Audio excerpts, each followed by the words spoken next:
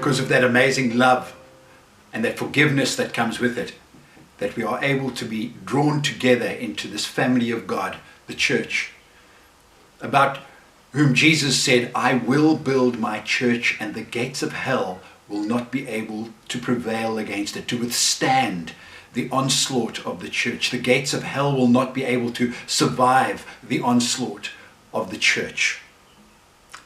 And we're not meeting together at the moment, that's obvious. And last Sunday, 50 of us got together for the first time after 12 weeks. And it was very different from what it had been before. And we all recognize that after the restrictions have been lifted, the lockdown restrictions have been lifted, again, church life is going to be very different. And over the past fortnight, I've been confronted with, challenged by two major issues. The first came from a leader of one of our cell groups who they had been talking about the sermon, and they said, well, what is a new normal church going to look like? What do I mean when I talk about new normal church? The second issue that has disturbed me this past fortnight has been the rise of the Black Lives Matter movement. So firstly, with regard to new normal church, what will it be like? Well, I've got to confess to you, I really don't know. I've got some thoughts, I'm sure many of you have, but the one thing that's sure is that it can't just go back to what it was. Or maybe it shouldn't go back to what it was. It needs to be different. We, as a church, as a local church, as a national church, internationally, the church is going to have to recalibrate after the pandemic settles down. And one of the big changes is going to have to be in the model that we have assumed is normal for church life. The model that we have assumed is what I'm going to call, along with many others, I've labeled it the theatre church. By theatre church, what is meant is that church gatherings coming together are predominantly about what happens up front on a platform. And then you have the audience observing, sometimes participating. But there's very little expected of the audience. Those on the platform need to perform in such a way that the needs of the audience are met, and the audience are there to support those on the platform. And of course, that is most obvious when it comes to our online services. You're able to sit in your lounge. There's very little that's expected of you in terms of participation, in terms of involvement in what is happening right now. I asked at the beginning that you should at least use the words of the songs in your own expression of praise or of confession or of prayer to the Lord. But there's very little that is expected of the body of Christ. And yet that's in essence what the church is. The biblical perspective is that we are a body, we are a family, we've come together and we're to represent Jesus in the world. But the theatre church doesn't do that. And so we're going to need to change. It's an opportunity for us to change, for us to become a family where each one supports the other, helps the other one to become a disciple. Now, discipleship is of course a huge issue, and it's quite a frightening word in many ways. I mean, there have been books written about it, and it can be a bit intimidating to think in terms of discipleship. But fundamentally, discipleship means that we help one another to become more like Jesus. And we know that one day we're going to be like him. The Apostle John tells us that in chapter 3 of his first letter, where he says, we will see him as he is when he appears, and we shall be like him. We shall be like him. And then in the next chapter, he says something very interesting. He says that because of God's love and because of our love for God and us being involved in the love, caught up in the love of God, in his love, we are like him. So not only does he say we will be like him, he says we are like him. And then the Apostle Paul says, I want to know Christ and the power of his resurrection and the fellowship of sharing in his suffering, becoming like him becoming like him in his death. So when it comes to being like Jesus, there's the concept of we will be like him, but we are like him, and yet we are becoming like him, all of which is involved in discipleship. And in the new normal church, we have the opportunity to recalibrate, to get back to what the church is meant to be, which is making disciples of one another, not just the performers on the platform doing something for the audience, but each of us involved in one another's lives, helping each other to become more like Jesus, because that's the point of the church. Christ followers, those who've chosen to follow him, who've come to understand his love and his forgiveness of us, and we want to follow him, and yet we want to be more like him. And we need to help one another to become like that. The new normal church, as followers of Jesus, being more loving, more forgiving, more accepting, more supporting of one another, more like Jesus. But what exactly does that mean? What was Jesus like? A few years ago, many of us used to wear those bangles, WWJD. What would Jesus do? And the intention was to say, if we were faced with a particular circumstance, to ask ourselves, remind ourselves of the question, what would Jesus do in this situation? But there's a question that we really should be asking before that one. And that question is, what did Jesus do? Because we have a picture in our scriptures, in the Gospels, of how Jesus lived his life in relationship with God and in relationship with people round about him. And we see that Jesus was loving to the point of self-sacrifice. He was forgiving in the face of the most horrendous abuse. We see that he was accepting of those who had been marginalized, oppressed by society, set aside, to those who the system of his day had shunted to the outskirts of society. We have a word for that today. That word is marginalized. Pushed to the edges, to the edges of mainstream society. But you know, the church has always been different. It has been different. And the Apostle Paul wrote to the church in Corinth in his first letter in chapter 1, and he says this: "Consider your own call, brothers and sisters. Not many of you were wise by human standards. Not many were powerful. Not many were of noble birth." He says, you weren't part of that mainstream, recognized, acknowledged group in society. You were different. You were a bit on the fringes. But God chose what is foolish in the world to shame the wise. God chose what is weak in the world to shame the strong. God chose what is low and despised in the world, things that are not, to reduce to nothing things that are, so that no one might boast in the presence of God. The church in Corinth was made up from those who were not part of the accepted, strong, powerful mainstream of society. They were somewhat on the fringes. And they had a lot to learn. But that's what made the church. And the reason the church is made up of that is because those kinds of people is because that's what Jesus did when he was on earth. He reached out to those who were on the fringes. And he challenged the mainstream, the system that said that these people were to be ignored, pushed aside. And if Christians want to be like Jesus, if we want to be disciples, we're going to have to say, what did Jesus do? And how should I then respond in my society, in the system in which I face myself? Particularly when it comes to responding to those who are marginalized. Of course, most of Jesus' time was spent in his ministry to the mainstream, amongst the mainstream. But there are these almost throwaway comments in the Gospels that point us to the fact that he also seemed to go out of his way to reach the marginalized. He reached out and touched the lepers. He accepted the prostitutes, the tax collectors, while never for 1 minute suggesting that their lifestyle was acceptable, but he was prepared to accept them as people.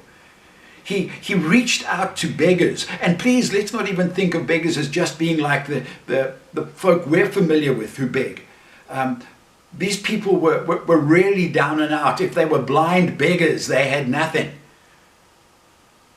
He reached out to foreigners, to Gentiles, to the Romans, to the Greeks, to the Samaritans.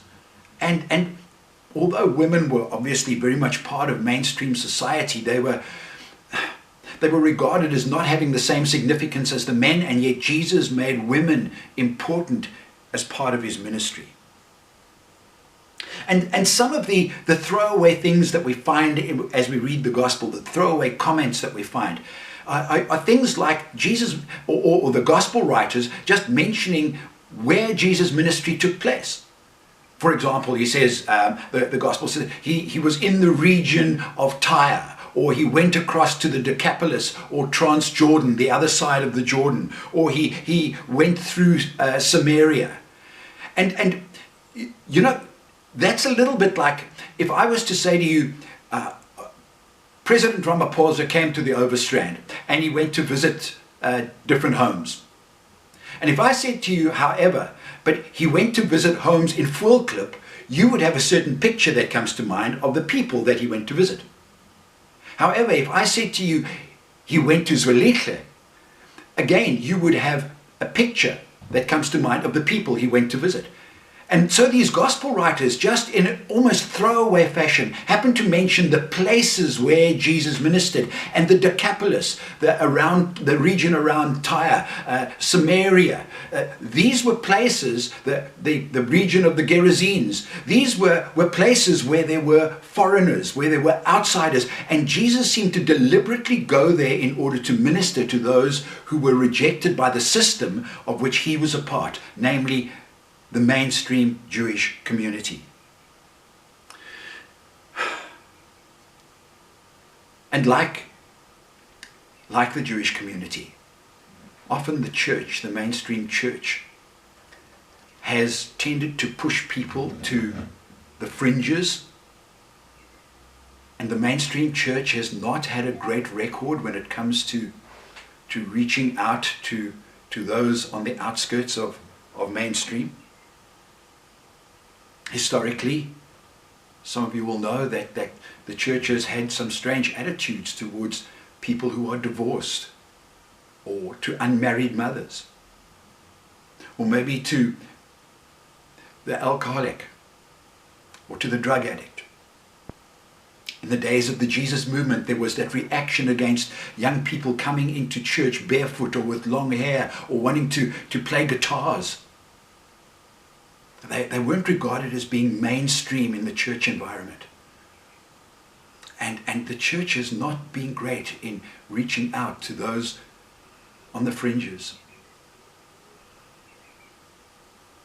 I wonder today, as we face the reality of Black Lives Matter, how Jesus would have reacted.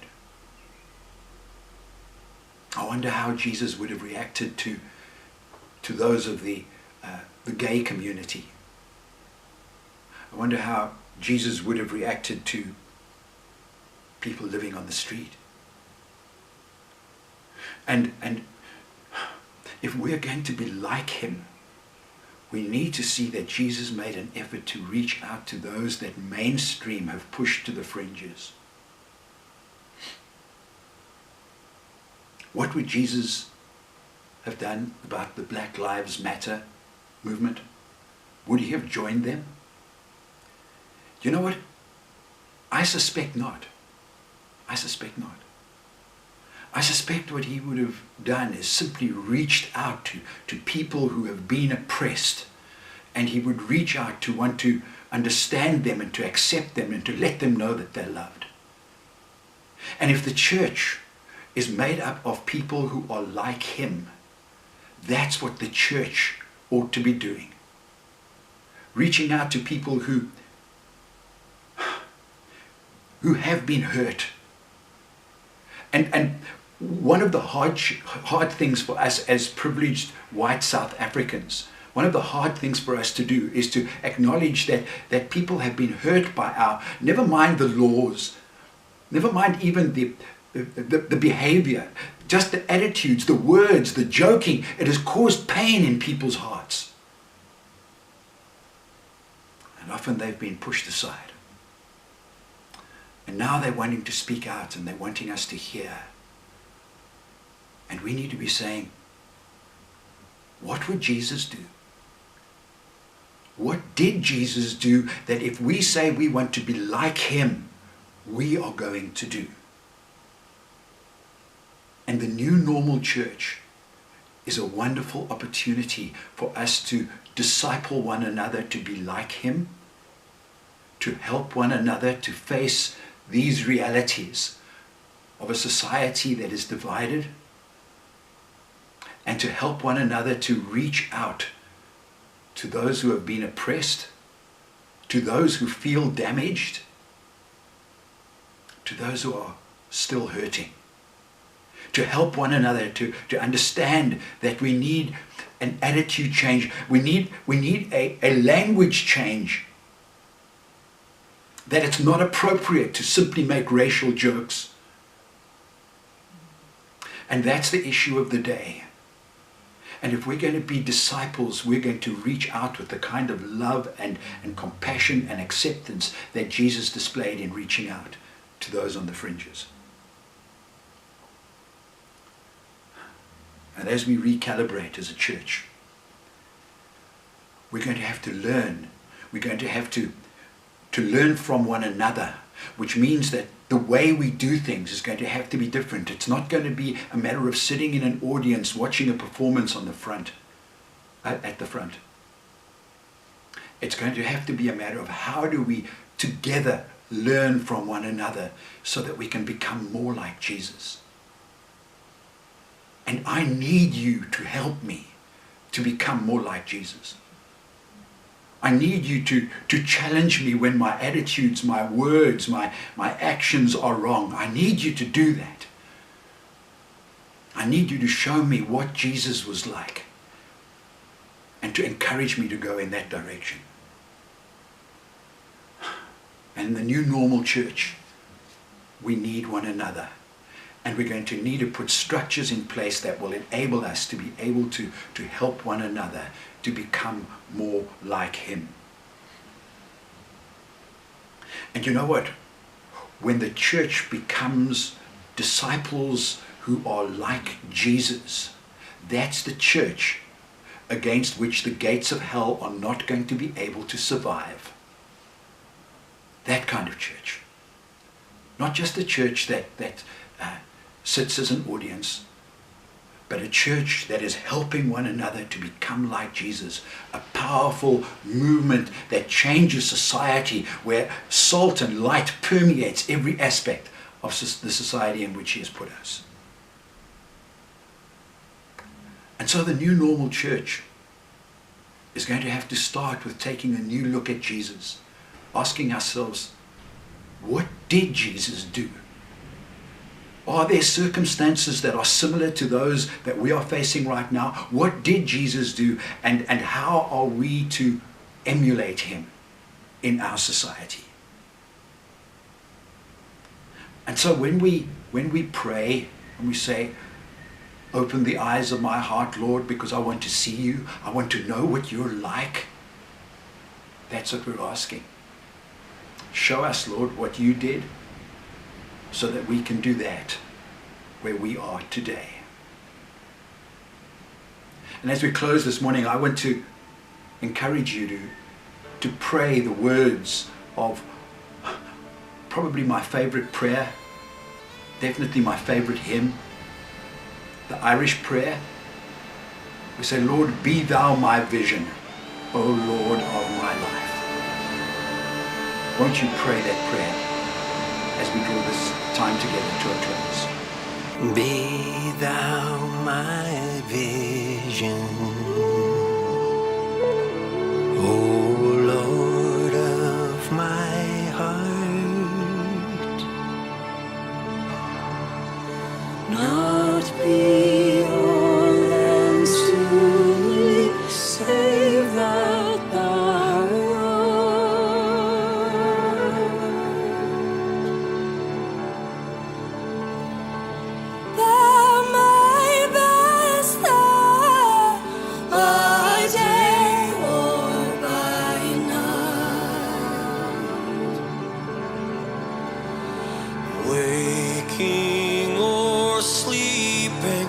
thy presence, my life.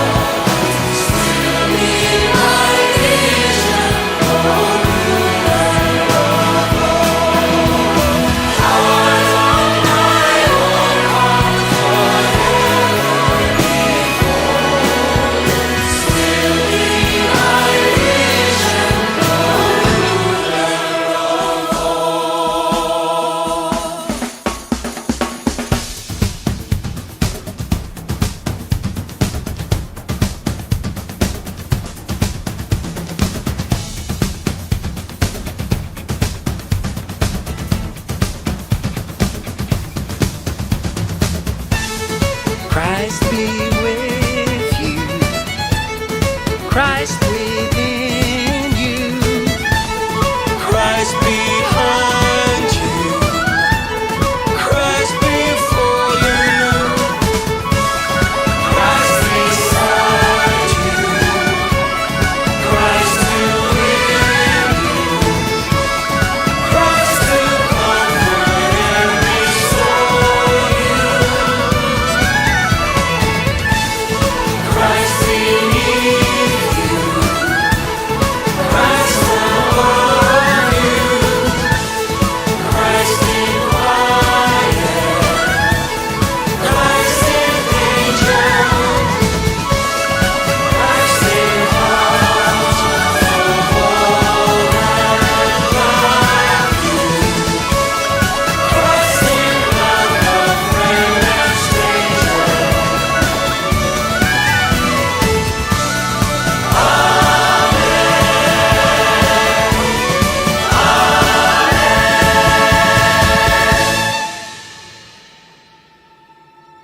Go mani and cheerna hu, agus go goody sé hu. The Lord met the light of his face, and the goodness of his heart to be brecht upon you. The Lord lift up his countenance upon you and give you peace. The Lord bless you and keep you, Lord, make his face to shine upon you and be gracious to you. The Lord lift up his countenance upon you and give you peace. يباركك الرب ويحرسك. Niech się Pan błogosławi i strzeże. O Senhor faça resplandecer o facă să lumineze fața lui peste യഹോവ തിരുമുഖം നിന്റെ മേൽ ഉയർത്തി നിനക്ക് സമാധാനം Kosi fuini alafia.